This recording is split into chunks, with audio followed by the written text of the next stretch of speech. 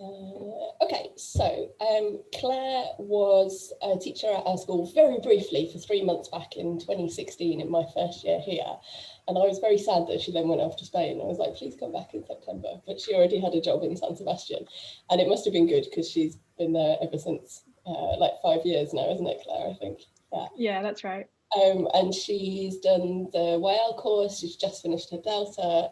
She said she's about to start an MA, but it turns out she started it 3 weeks ago in Applied Linguistics at the Uni of Birmingham. So yeah, she's got a lot behind her, and hopefully she'll share some of what she's learned with us today about promoting learner autonomy. So over to you, Claire. Okay, thanks very much, Sandy. I'm just going to share my screen, or attempt to at any rate. Okay. All right, is that full screen for everybody? Just give me a little thumbs up. Smashing. Okay, so the session for today, I've called it Be Your Own Boss, to try and show you ways that you can promote learner autonomy in your own students. Okay, and first of all, just really quickly in the chat box, think of yourself as a language learner. Maybe you're learning Polish at the moment, or maybe you've learned other languages in the past. What do you do to keep on learning? So I've got some little pictures of what I do. What do you do? Just shove a quick message in the chat box. Claire, I don't know if you've moved on to your second slide or not, but we can't see it. You want us to do the chat first? Yes, please. That's all right. I'm on my second slide. There might be a slight delay. We can only see your title slide at the moment. That's weird. Yeah. Let's try again. How about now? Is that a bit better?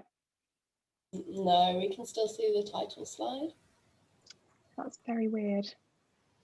Okay, I might just have to do it where I just share my screen and you won't have the fancy animations, but you'll get the idea. Sorry about that. Yeah, that'll be fine.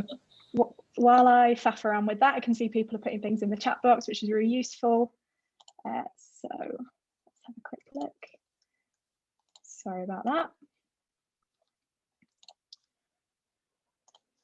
Okay, so share this. Okay. How's that looking? It hasn't come up yet, but I can see that it started. It says okay. It started screen sharing. Okay. This I can, if you need me to, I can show you slides. So don't worry. Yeah, it's all right. I think. Well, worst case scenario, the slides aren't there, but I'm happy to. Sandy, I'm happy for you to share them like later. If that helps. Okay. I can also display your slides if you need me to. Because I think into the. Okay, yeah, if you could actually, that might be a bit simpler. You can carry on and I'll set that up. Okay. All right. So basically, I think one of the things that we need to think about is when we're promoting learner autonomy, we need to think about why it's a good idea. And one of the things that I think we tend to forget is that maybe depending on the context you're working in, students are actually expected to be aware of how they learn and actually what they like. Maybe there's too much choice at times, so students tend to shy away from that. They think, oh, I just don't know what to choose. I won't choose anything.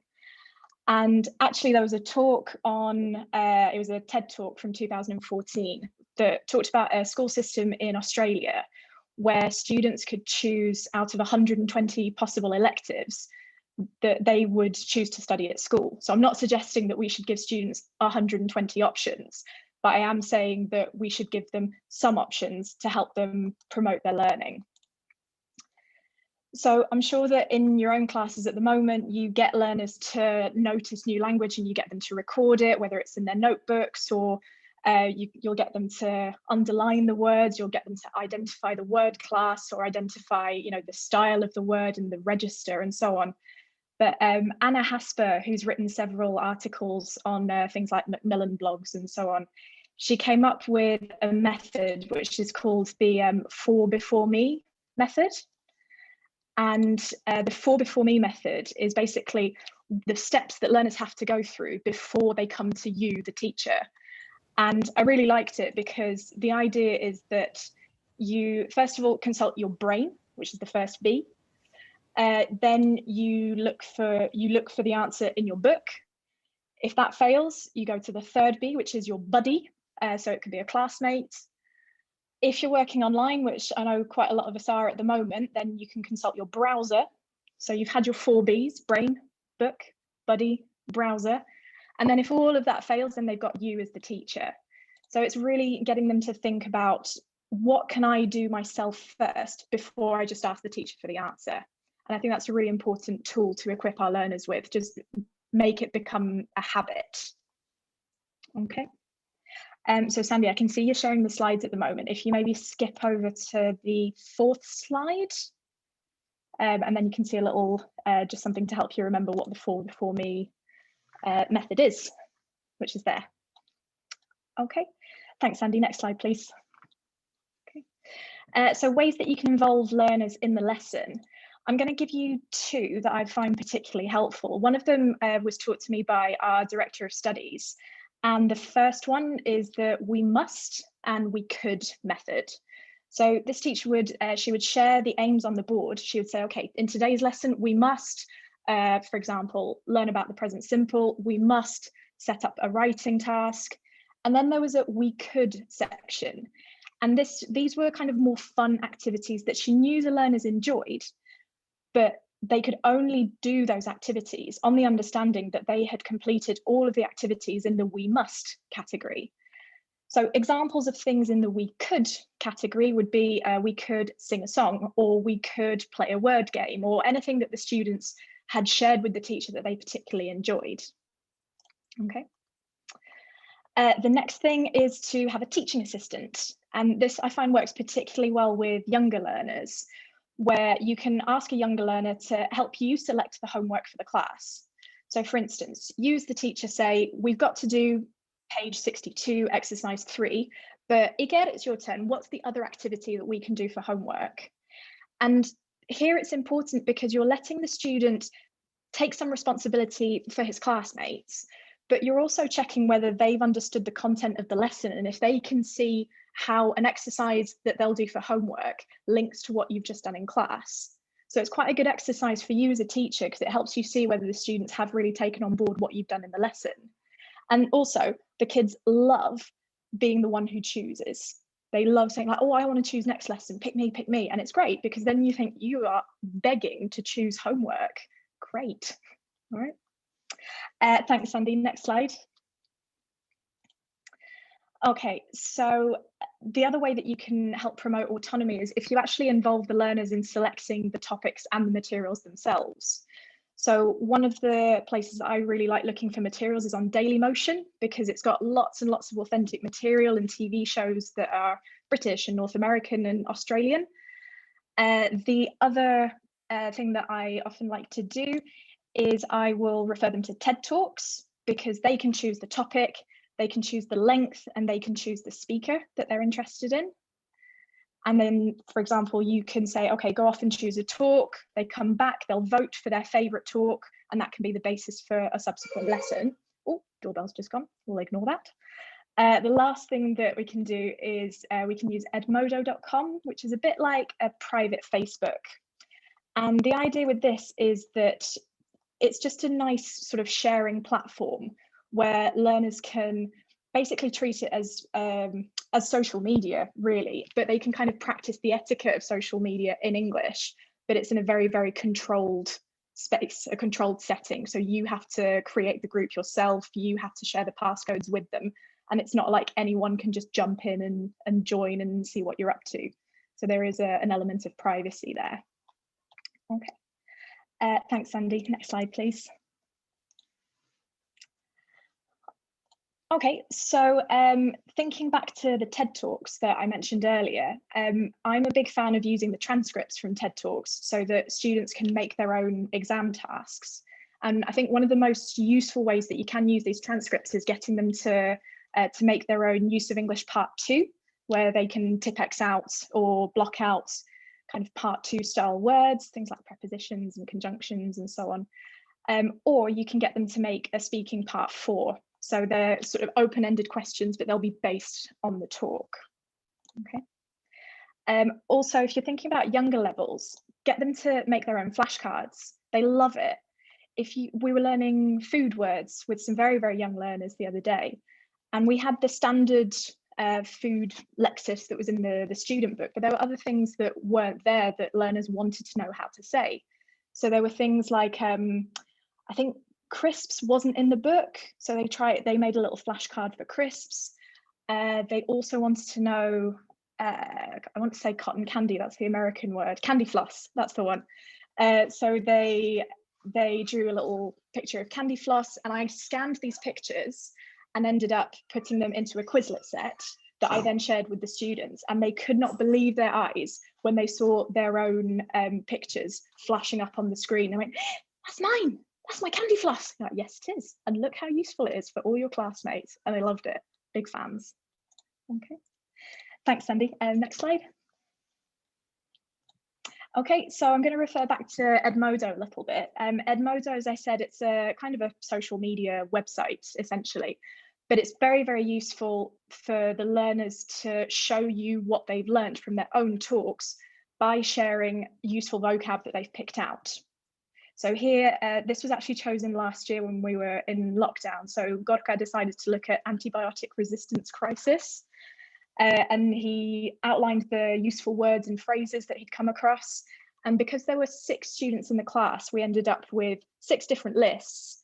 And the challenge then was to use those phrases in a short written text. And again, it wasn't language that I was providing them with. It was very much, you have chosen this language, now it's up to you to try and apply it and to try and use it correctly. And for them, it was really motivating. Okay. Thanks, Sandy. Next one, please. So this I watch series on Netflix, it kind of makes my heart sink a little bit, because yes, you watch series on Netflix, but what are you doing while you're watching these series on Netflix? Are you actually taking anything in, or are you just sitting back and relaxing? I'm not saying that sitting back and relaxing isn't okay, but I think that we should be promoting it as a learning opportunity as well. So the key here, if they want to use Netflix to improve their language, familiarity is key. Get them to watch something that they have seen more than once, more than twice, more than 5 times, because then they won't be concentrating on what's happening. They already know. They'll be concentrating on what words are they using to say this thing that I know is happening. So you're lightening the learning load if you're using something that they already know. Okay. One thing that I've experimented with my students is they choose a series, a film or something on Netflix. They select the original language and they put on Spanish subtitles. I live in Spain, so most of their first language is Spanish. And they actually watch the video with the sound switched off. And they'll pause at intervals and they'll try to translate as much of what they can see in the L1 subtitles as possible. But then they'll actually rewind, press play, switch the sound on and listen to check to see how close their translation was. And what's interesting is that sometimes they'll come to class and they'll say, I saw this subtitle, I translated it like this, but I heard this. Why? And you can bring up lots of interesting points. For example, they'll translate it in a way that maybe sounds a bit more British, but the series they're watching is American. So you can say, okay, well, in the UK, we would say this, but maybe in the US, they're more likely to say this. And just increasing their awareness of the different varieties of English, that also helps them become more autonomous, because they begin to realize that what you learn in class is undoubtedly extremely useful, but there's way more beyond the confines of the classroom that they need to take responsibility for and that they need to develop an awareness of. The other experiment that we did with Netflix was to watch a 15-minute block of a film or of a TV episode with the English subtitles switched on. They had to document at least one new phrase that they heard, and then they had to come back and share it with the class. And the challenge was we'd have them all written up on the board and they had to try and see how many they could use. And you need to give them a bit of guidance, because sometimes they just try and chuck in an expression just because. And you said, no, think about it. We wouldn't use it in this context. So don't just whack it in for the sake of it. Think about it. And again, that's getting them to think, why am I using this language? Is it appropriate now? And if not, then tell them not to use it and tell them to save it for another time. Okay, thanks, Andy. So ways to help them keep up this momentum over the holidays. This was actually an idea that I shamelessly stole from Sandy's blog. It was a post by Katie Lindley originally. And what I liked about it was that it gave learners guidance on what they could do, but you included the possibility for a hell of a lot of choice. Okay. So on the next slide, I think I've included a couple of examples of what the calendar looks like. So it was essentially a calendar that had lots of ideas that they could do over the holidays. And the aim wasn't to do all of them. The aim was to pick out a few, try a few out and document them over the holidays. And then actually feed back on the ones that worked, the ones that they liked, also the ones that they hated, because if you know what they don't like, you know what not to do in a classroom. It's a great way to tap into what really makes them tick.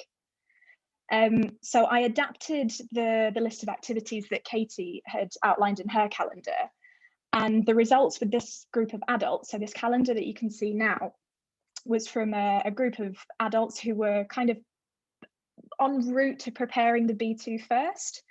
And this is Iñaki. He's in his 40s, he's got a family, and he just decided to just give as many things a go as possible. And he developed a slight obsession with Broadchurch. So his knowledge of kind of forensic language was extraordinary. He couldn't do the present perfect to save his life, but he could tell you about police investigations in a lot of detail. So it was just quite entertaining. But as you can see, he managed to do a little bit of something every day. Great. Not everyone managed, and that's okay too. I think you have to share with students that practicing a language is not always a case of sitting down for hours on end and just going through lists of words. It's trying to incorporate it into a routine that's meaningful. And if that meaningful activity takes 10 minutes in a day because that's all you've got time for, then so be it. And that's a very valid use of those 10 minutes.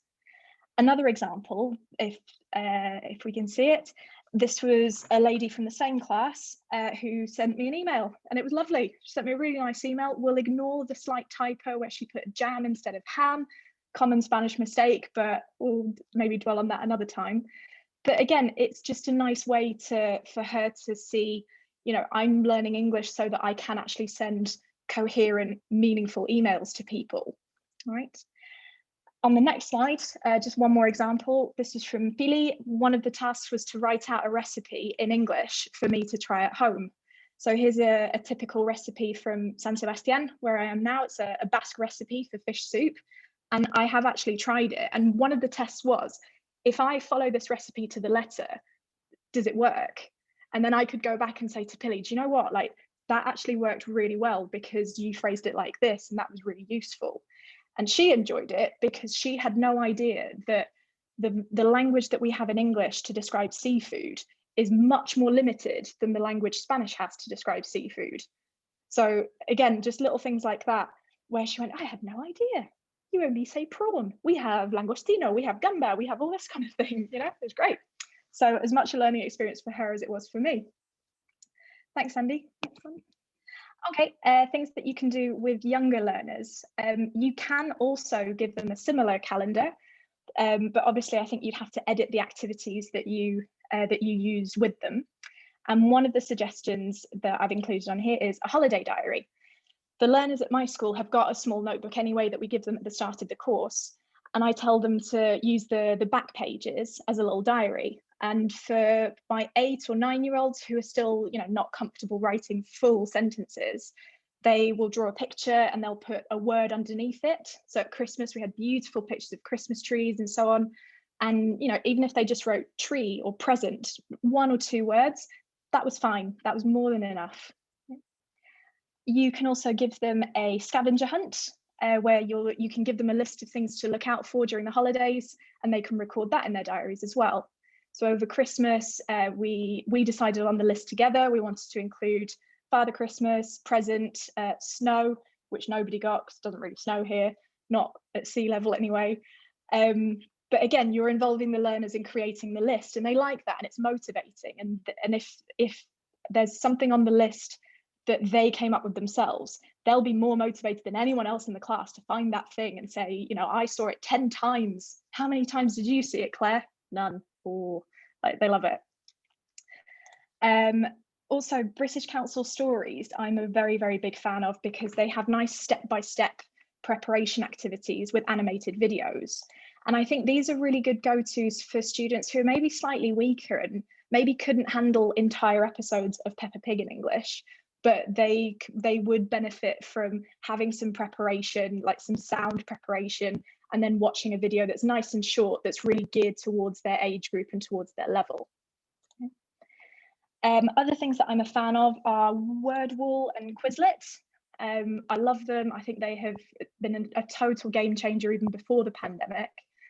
But these are websites where you can share the links with students. They can create an account and they can compete against each other. They love that. You can also set assignments on Wordwall, and you can check students' progress as well, which is really nice. And finally, whatever you do, or whatever activities you suggest, I think it's important to share these activities in a document that you then send to students, or if they're very, very young learners, send it to their parents and get the parents involved in their kids' learning as well. Because if parents can help set an example of, you know, how to learn at home, it's actually going to do them a huge favour later on in life. Okay. Thanks, Sandy. Okay. Having a look at teenagers, teenagers are well into their social media, so give them Instagram accounts that they can follow. I'm a particular fan of Humans in New York because they're meaningful stories and they're a decent enough length that there's a lot of nice language that they can pick out. And it's great for learning things like new collocations or colloquial expressions and so on. Okay. Also, Reese Witherspoon, the actress, has a book club, which started off being geared only towards adults, but recently she started a young adults book club as well. And the idea is that each month there's a specific book that's usually written by a woman with a female protagonist. And they're geared towards young adults, so I'd say teenagers between the ages of kind of 13 and 17. But again, it's really motivating for teenagers to be able to say, I read an entire book in English that was not in my own language. You know, I think there's a lot to be said for that. The other thing I like to promote is WhatsApp groups, although I tell them specifically, I don't get involved in those. But they like it. They like that they've got a WhatsApp group specifically for their English class, and they'll send each other voice notes. It's hilarious. Sometimes they'll come to class and say, Claire, listen, this is Ainara at the beach, and they press play, and it's Ainara sitting on the beach just going, I've got an ice cream and it's very sunny and someone's surfing and someone else has hit themselves on the head with their surfboard, and they love it. And they're doing that in their own free time. Also, Edmodo, as I mentioned before, sometimes we do caption competitions. So someone will upload a photo and they do a caption competition and we choose a winner. Sometimes we have silly little prizes, like a little pen or something, or a no homework day. Okay. And finally, the other thing that I like to promote with teenagers is listening to podcasts. Often, I don't know if it's a cultural thing, I don't know if Polish teenagers are similar, but teenagers here tend to think that, you know, podcasts, it's a bit boring, it's just listening, there's no picture. But if you show them what the options are, if you show them what's out there, then actually they do start to think, oh yeah, maybe I would enjoy this, and I can do it at the same time as something else. I can do it while I'm on the bus. I can do it while I'm tidying my room. Like, it's, you know, work on it, but it's definitely worth it. Okay. Thanks, Sandy. Okay, so the other part of autonomous learning that's super important is encouraging learners to reflect on what they can do and on what they still need to work on or how they can still improve. So this is a series of books that we're using in my school at the moment, which is Gold Experience. And they have got kind of self-reflection or self-assessment checklists at the end of each unit. And I think a few years ago, I'd have been really reluctant to do these, maybe because I wouldn't know how to fill it in myself about my own language learning. But thinking about it, it's actually really, really useful to set aside 15, 20 minutes at the end of a unit where learners just have some quiet time to think about, what can I do better this unit than I could in the last unit? Okay. It's a good idea to keep referring back to them, because then students can actually see progress, that especially around the B2 level, the notorious B2 plateau, sometimes they feel that they aren't progressing. But if you point out to them, say you're in unit 7 and you say, okay, flip back to unit 2, look at the difference, look at what's changed. And it's a really, really useful resource for them. All right. And then if we go to the next slide, please, Sandy. We can also do this with young learners, but again, you'll see that the format's slightly different. Okay, sorry, Sandy.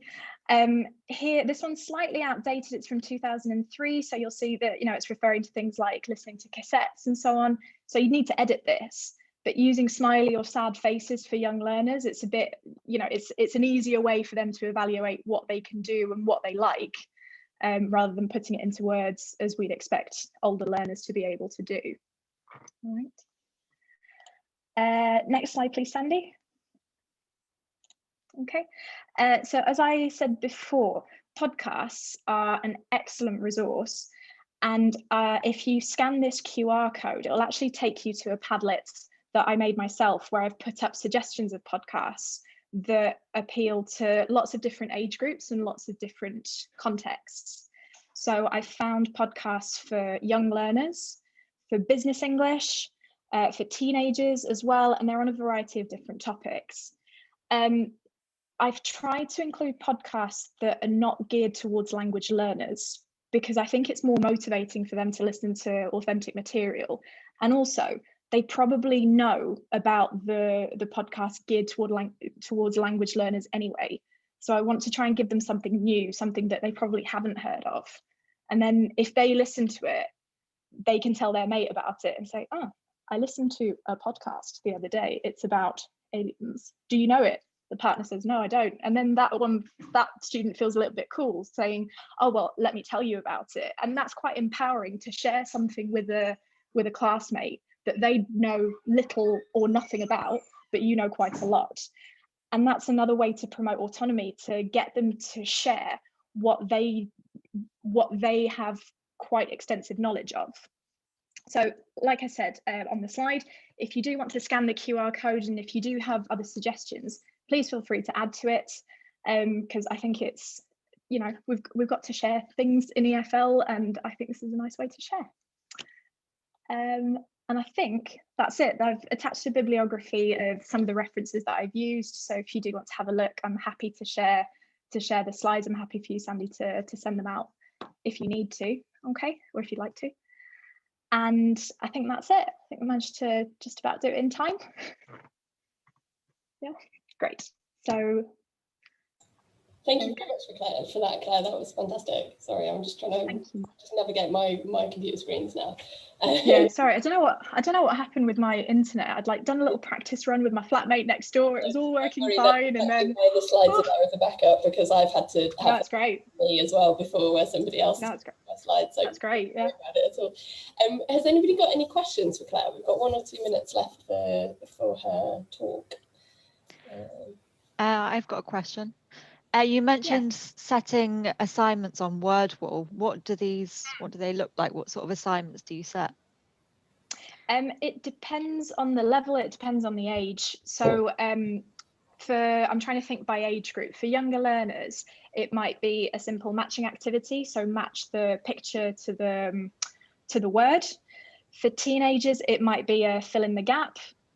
For older learners, it might be, you can make an open close activity where you can get them to actually write the words in themselves. So things like that. Do you have to have a paid account to do that? For some of the templates you do. They've got different subscriptions. I think with the free account you can have up to 5 activities. Then I can't remember how many templates there are on the €5 a month account. But I go for the one that's $7.50 a month, and it's the best investment, the best monthly investment that I've ever made, because in my current teaching context, we have hybrid classes where some students are physically in the classroom and some students are at home online. And it's just, it's been brilliant. Just simple activities that I used to do on paper, or I used to do with cards, I now do exclusively on the screen. So I heartily recommend it. Oh, thank you. Okay. Has anybody else got any questions for Claire about her talk?